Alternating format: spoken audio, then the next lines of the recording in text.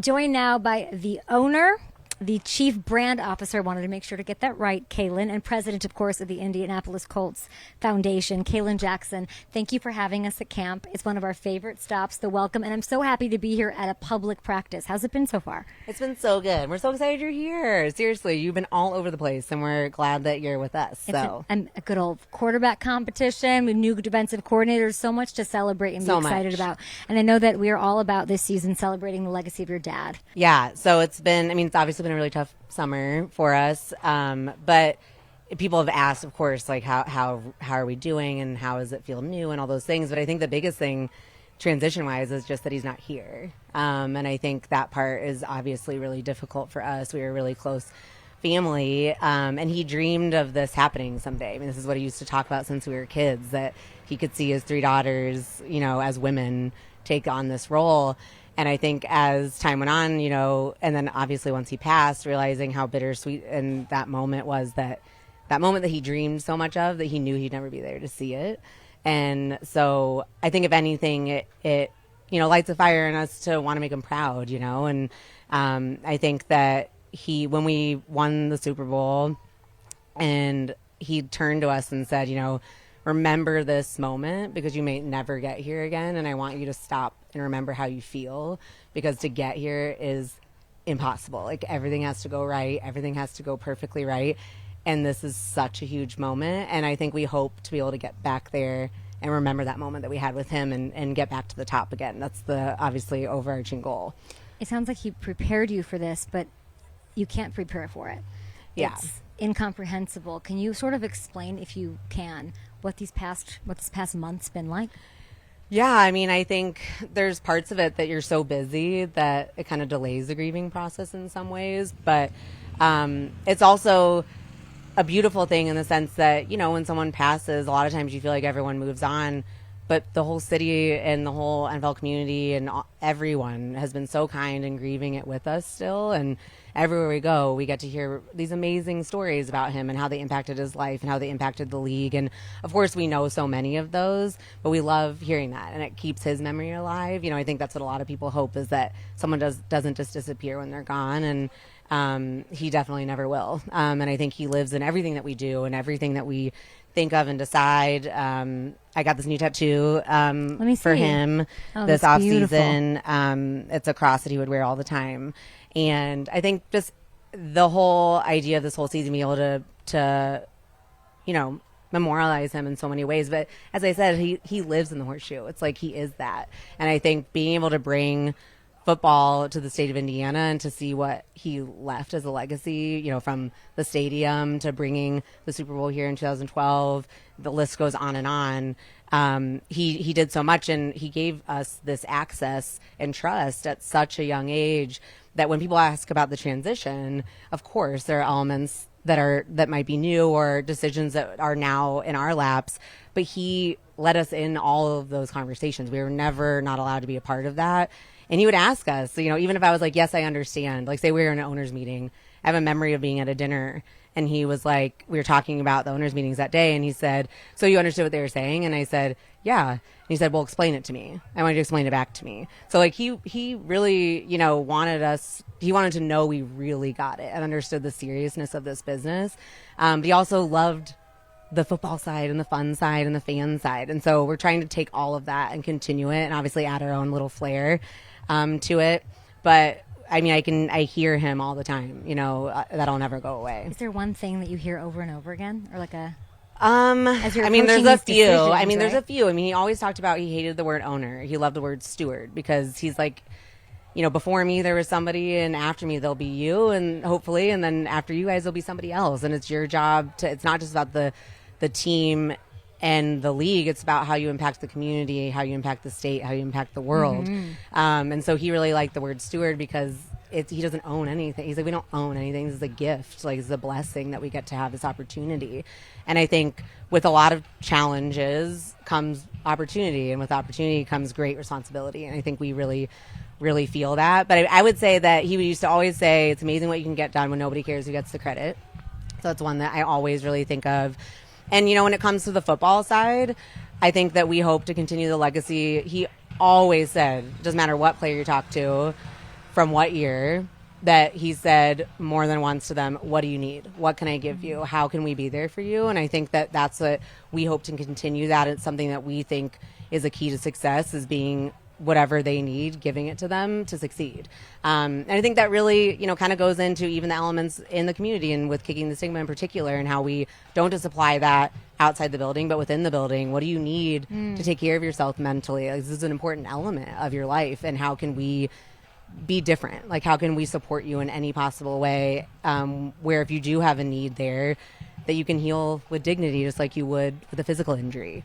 It's so well said, Kalen, and the entire NFL world, and beyond that, of course, because the message of Kicking the Stigma goes beyond NFL. Yeah. In every facet of life. We are so sorry for your loss. Thank you. And I've noticed the outpouring of just love for your dad since it happened. Just people sharing memories, things that just what he meant to them, people outside of the football world. He lives as this legend, and it's been really, I think, powerful to see this sort of outpouring. I'm so glad that you've obviously witnessing that over the past month as you're deciding and navigating how you want to memorialize him. Whether it's week 1 next Monday with Kicking the Stigma, which I'd love to hear about at the practice. What is important to you? Like, what is important to you in memorializing this legend that's your dad? Well, I think the hardest thing is, it's like, how do you even do that, But I think really every element, from the patches on the jerseys this year, to the pins, to, inducting him to the Ring of Honor in the first game, is going to be a really special moment. We plan to have all our kids there for that moment, and to be surrounded by so many of the players who really were like family. I think that's what goes back to that when his dad bought the team in the 70s, all he wanted was a big family, and he found that that team was like that for him. And I think he never wanted to lose that element. And I think making sure that fans understand that we know how much they're grieving him with us, and that we're able to really showcase how he was on and off, like in terms of on and off the field, I guess, if you will, like with the Colts and without. Because like you said, he made such impact all over, wherever he went, whoever he spoke to. I always said, actually in my eulogy, I said about him, he would strike up a conversation with a homeless guy on the streets of New York and talk to him no differently than he would an NFL owner, because he really truly cared about people, and that never stopped. And I think for him, having so many struggles in his life with substance use disorder, he taught me how you have hope and you pull yourself out of those dark places, no matter what they are, whether it's in business and something goes wrong, or whether it's in your personal life, that you keep getting back up and you keep having that faith. And he really also taught us to take a really long view, which I think is one of the most important things in this business. So we just are so thankful for all he's taught us. And I feel like when I look at just this patch and this pin that I put on, the first thing I thought was, when I look at this, I'll think, be vulnerable. Be more vulnerable. Because I think for me personally, it's something that I struggle with. And your dad was so open. He was open to talk about anything, adversity, struggles, things that he's been through.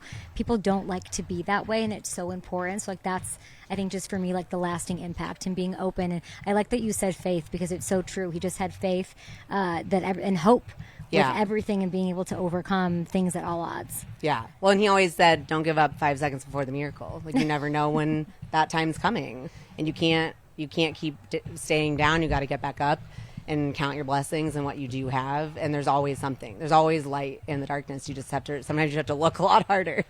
You experience this moment at the ESPYs that is goosebumps. In 110-degree heat, I have goosebumps, because thinking of you accepting the Humanitarian Award, what that meant, all the work you've done, how proud your dad must be. What was that moment like, getting that award?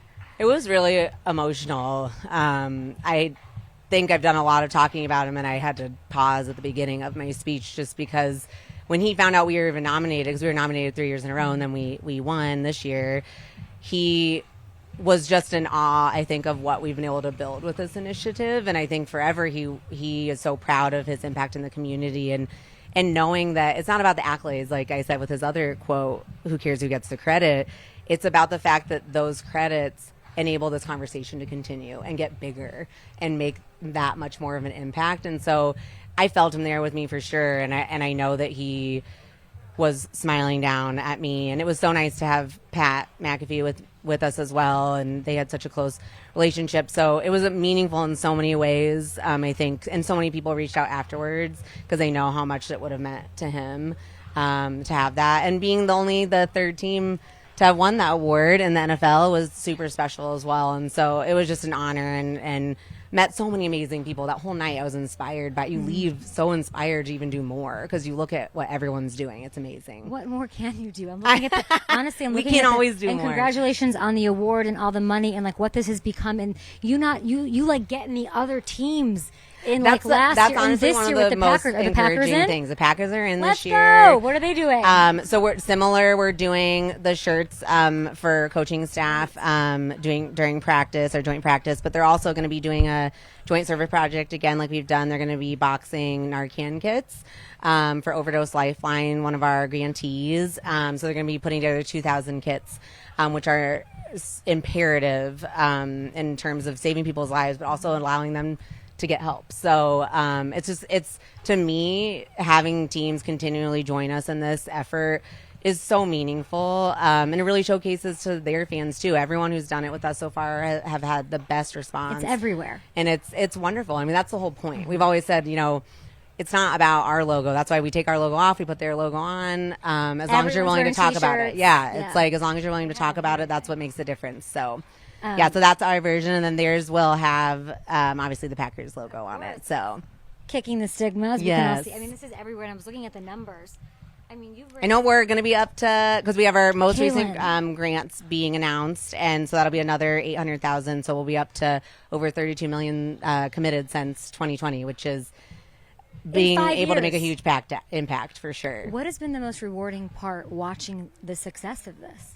I think just seeing the actual change and shift in conversation, because that's really been the main point, because that changes the way things are done on all levels, in terms of support and things being funded and things being covered, and realizing that I think when people have a physical injury, people realize and respect like what they're going through. And I think with this, the stigma piece, what that really means is that a lot of people don't feel like they have dignity in healing that part of them, and that is deserved. And so how do we continue to support the organizations that are doing amazing work to create more resources and just more conversation and making it, because whether you're having a crisis or whether you're just having a moment and you're having a week that you need to work through, it's like exercising a muscle. Like, you don't want to get to that crisis point. If you can work on yourself in ways not have to get to that point, that's also part of the preventative care. That's really important too in terms of understanding mental health. I've seen a huge shift among players as I cover all 32 teams, and I'm dead serious. I've gotten players to tell me that kicking the stigma has played a role in that vulnerability. Means so much to hear and that's that. why it made me think of the other teams that do it, because I've had people that have been involved in that who have talked to me. That means so much, and that's why it's so important. The simplicity of shirts, pins, ads. It may seem so simple, but it's really not. It's that person sitting alone in their house thinking, I don't know if I can do this anymore, and seeing a player saying, me too, or I've been there, or I know someone who's been there and it's okay. That has changed people's lives. We've had fans come up to players, to coaches saying, literally, because of the PSA, I shifted my conversation. I told my dad that I was struggling and I got the help that I needed. And that alone is what keeps us going, Incredible work with Kicking the Stigma. Thank you for everything that you do. Now, as your role as Chief Brand Officer, Colts fans want to know what to expect. What should we be excited about? They're here at practice, watching their team, cheering them on. Is there something you're super focused on this next year? Well, I feel like how much time do you have? I was like, we always have so much going on. But I think always the focus is on the fan, and that honestly is something that we all are a smaller market, but we always call ourselves a small, big town. We feel the interest from our fans. I think we hope to give them more access to our players, meaning seeing how they are, like actually getting to know their personalities, more that helmets off types of content, and being able to connect with them in that way. I think we've already done that, but I think we're trying to take that to the next level. Open practices. Look what we have going on exactly. here. I mean, there was a line. I always thought I was going to miss my Shane Steichen interview because there was a line of fans here an hour before. Well, and this is a huge element. Practice. Training camp is a huge time for us to be able to connect with fans, bringing their kids out. Being able to expose here in Indianapolis. Yes. And it's been, I mean, I think we hear often be able to, you know, even walking along the field and stopping and talking to fans, I think it's like that connection point. We always want that connection point to be there. I think, you know, we joke and people joke about my dad giving out $100 bills at training camp, but in a way, you know, it seems like so crazy and flashy, but at the same time, it was his way, just another way that he could say thank you. And it's like, I think we hope to continue that trend of thanking our fans, making them understand we know the commitment they make to us. We know the impact we have on their lives.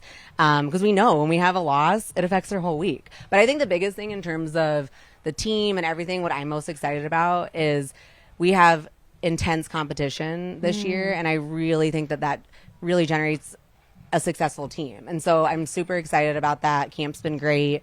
And I think we just have a great year ahead. I keep hearing that word competition. It is I both think it's sides key. of the ball. It is, I mean, it is key, and I can't wait to see what happens week 1 and on. Now, week 1 is that game against the Dolphins. You mentioned at the top, the Colts Ring of Honor. Any insight into what fans can expect? I mean, it'll definitely be an emotional moment for sure. And I think, like other Ring of Honors, we will have our other members in. But I don't want to give it all away. Okay, I was going to say, wow. I love that. How can people support Kicking the Stigma? I'm sure. Yes, so there's many ways. We'll be having some new apparel that'll be coming out this year, and the proceeds go to Kicking the Stigma, of course. There'll be 50-50 raffles. Part of the 50-50 raffle at the game, this home opener, will go to Kicking the Stigma, as well as at our Kicking the Stigma game. But you can go to kickingthestigma.org to find out all the ways you can support us. But honestly, it's being open and talking about it in your own community, in your own family, and seeing the ways you can change the conversation, because it doesn't have to be a donation. It doesn't have to be you spending money. It can simply be being compassionate, educating yourself about it, and being kind to yourself and to others. It's a simple message, but you work so hard, Kalen, I have to tell you. Like, when I saw you get that award, I was like, F yes. Sorry to say it that way. Because you've dedicated so much of your time to this cause, to Kicking the Stigma. I'm sorry for your loss, as I said. Thank you. The Colts are in such good hands. You are so well prepared for this. I cannot wait to see what the future holds with your dad very present and by your side. Well, I really appreciate it. It's really kind. Thank you. Thank you. So great.